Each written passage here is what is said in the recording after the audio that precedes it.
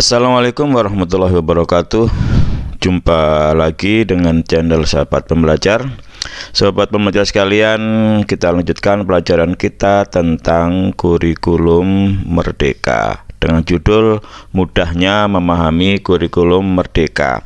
Saya membuat konten ini karena saya mengamati dari beberapa pelatihan, dari beberapa diskusi di Facebook, ternyata banyak teman-teman itu yang susah bagaimana memahami kurikulum merdeka. Mengapa susah? Itu barangkali belum tahu kerangka dasarnya atau garis-garis besarnya dari kurikulum merdeka. Nah, untuk itu saya membuat konten ini agar kita dengan mudah memahami kurikulum merdeka.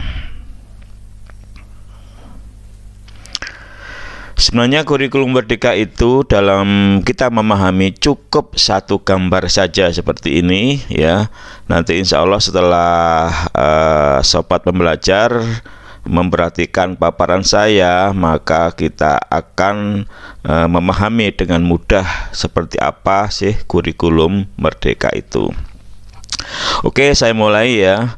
Hal yang prinsip dalam kurikulum merdeka itu adalah munculnya konsep atau prinsip profil pelajar Pancasila, di mana profil pelajar Pancasila ini itu tidak muncul di kurikulum sebelumnya. Memang ada dulu yang disebut dengan PPK, penguatan pendidikan karakter di zamannya Pak Muhadjir ya. Sebelumnya juga ada yang namanya penumbuhan budi pekerti di zamannya Pak Anies Baswedan, dan di zaman SBY juga kita kenal yang namanya 18 karakter bangsa. Ini sebenarnya konsepnya mirip, tetapi dalam pelaksanaan pembelajarannya itu yang jauh berbeda. Kalau yang karakter-karakter yang dulu itu hanya dimasukkan ke dalam RPP, setelah itu actionnya itu tidak terlihat nyata.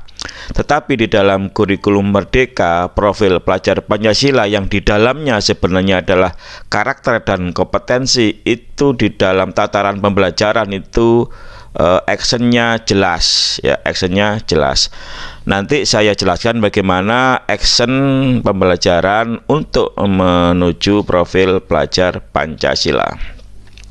Oke, kita fokus kepada profil pelajar Pancasila ya. Kita sudah tahu bahwa mempunyai 6 dimensi, yaitu beriman, bertakwa kepada Tuhan Yang Maha Esa, dan berakhlak mulia. Kemudian dilanjutkan dengan dimensi kedua, berkebinekaan global, bergotong royong, kreatif, mandiri, dan bernalar kritis. Nah, ini untuk memudahkan pemahaman kita, ini sering saya sebut, saya singkat, saya buat akronim makan roti manis, di mana ma ini saya ambil dari beriman, bertakwa kepada Tuhan Yang Maha Esa, dan berakhlak mulia. Kan ini saya ambil dari berkebinekaan global, ro saya ambil dari bergotong royong, ti saya ambil dari kreatif, ma saya ambil dari mandiri, dan nis saya ambil dari bernalar kritis. Sehingga supaya gampang diingat, saya buat akronim makan roti manis. Inilah segala bentuk kegiatan, segala bentuk pembelajaran, muaranya atau tujuannya harus mencapai profil pelajar Pancasila. Nah, untuk menuju ke profil pelajar Pancasila itu dapat didekati melalui 4 pendekatan atau 4 kegiatan atau 4 pembelajaran ya. Yang pertama adalah budaya sekolah yang saya taruh di paling atas. Yang kedua adalah ekstrakurikuler, yang sebelah kiri saya taruh intrakurikuler, yang sebelah kanan adalah proyek penguatan profil pelajar Pancasila. Untuk budaya sekolah dan ekstrakurikuler ini konsepnya itu tidak jauh beda, boleh dikatakan sama persis dengan kurikulum 2013. Maka oleh karena itu tidak saya bahas secara detail karena ini tidak begitu urgen, tidak begitu signifikan perubahannya, boleh dikatakan sama. Nah, yang berbeda konsepnya itu adalah intrakurikuler dan proyek penguatan profil pelajar Pancasila. Nah, di mana intrakurikuler dan proyek penguatan profil pelajar Pancasila ini diberikan alokasi yang jelas, alokasi yang sudah terpetakan. Misalkan kalau intrakurikuler itu diberikan alokasi waktu kurang lebih 70 sampai 80%. Nah, sedangkan untuk proyek penguatan profil pelajar Pancasila itu diberikan alokasi 20 sampai 30%.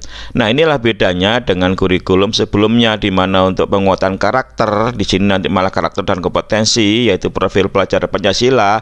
Kalau yang dulu kurikulum lama itu tidak diberikan alokasi khusus. Nah, sekarang diberikan alokasi khusus sebanyak 20 sampai 30%. Nah, intrakurikuler ini pembelajaran biasa atau reguler yang ngajar seperti kurikulum 2013. Nah, basisnya itu adalah capaian pembelajaran, ya. Basisnya adalah capaian pembelajaran, atau boleh dikatakan ini konsepnya sama dengan kompetensi dasar atau KD pada kurikulum 2013.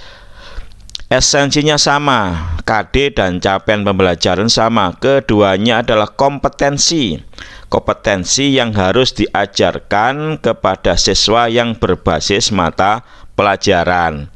Cuma bedanya capaian pembelajaran itu dalam perumusannya itu dalam bentuk paragraf atau dalam bentuk narasi. Beda dengan kompetensi dasar, bentuknya adalah rinci bernomor, tapi pada hakikatnya sama saja. Nanti capaian pembelajaran kalau kita rinci ya menjadi seperti KD nomor 1, nomor 2, nomor 3 dan seterusnya. Jadi pada prinsipnya capaian pembelajaran atau CP itu sama dengan KD pada kurikulum 2013. Nah, kemudian kalau proyek penguatan profil pelajar Pancasila ini tidak berbasis capaian pembelajaran. Jadi proyek penguatan profil pelajar Pancasila, supaya gampang saya sebut, saya singkat saja P5. P5 ini sama sekali tidak untuk mencapai capaian pembelajaran, tetapi berdasarkan tema, ya. Jadi berdasarkan tema. Jadi saya tegaskan bahwa intrakurikuler berdasarkan CP atau capaian pembelajaran, tapi kalau P5 itu berdasarkan tema.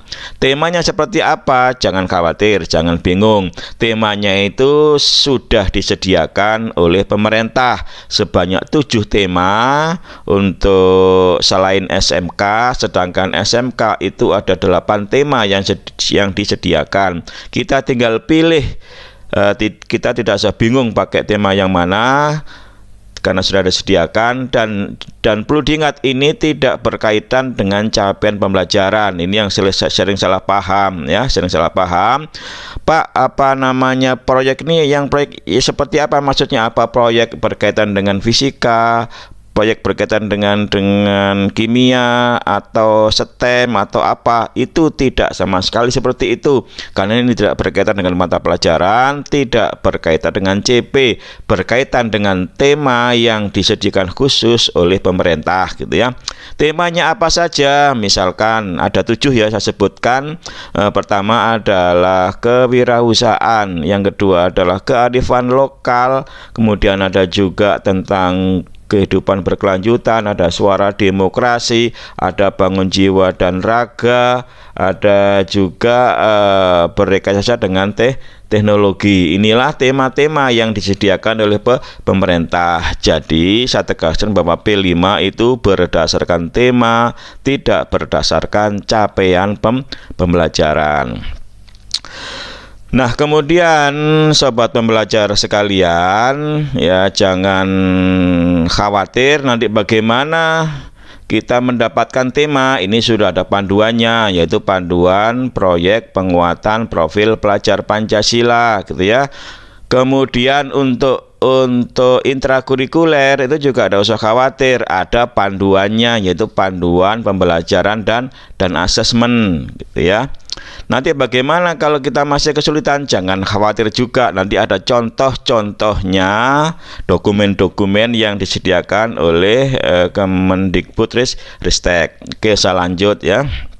Nah, profil pelajar Pancasila ini dokumennya itu ditetapkan oleh keputusan Kepala BSKAP nomor 009/KR/KR/2022 ya. Apa itu BSKAP? Badan Standar Kurikulum Asesmen Pendidikan ya.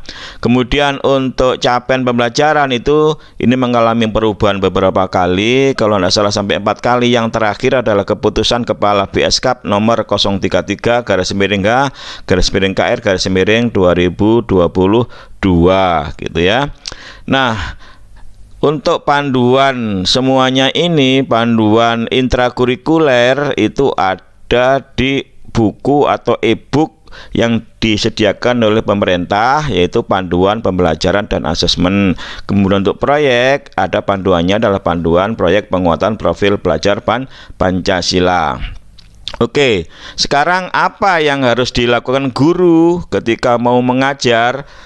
Seperti biasa dalam kurikulum sebelumnya, guru itu wajib membuat perangkat ajar ya. Kalau dulu ada namanya program tahunan, program semester, analisis materi pelajaran, silabus, apalagi RPP. Nah, sekarang guru hanya dituntut untuk membuat perangkat ajar berupa ATP dan modul ajar ya. Apa itu ATP?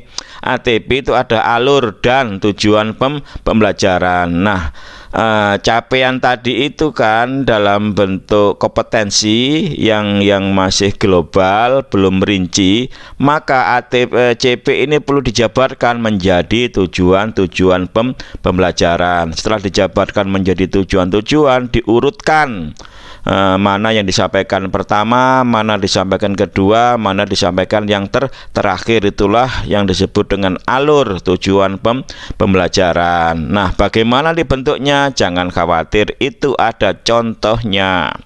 Kemudian setelah kita berhasil membuat ATP, maka kita juga membuat yang namanya modul ajar.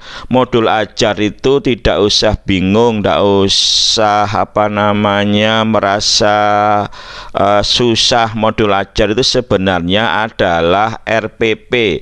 Kalau dalam bahasa Inggris namanya lesson plan ya.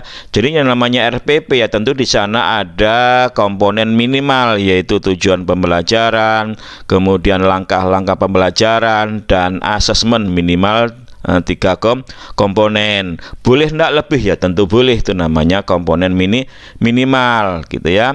Kemudian untuk yang proyek penguatan profil pelajar Pancasila itu berdasarkan tema. Dari tema yang dipilih nanti dibuat namanya modul proyek.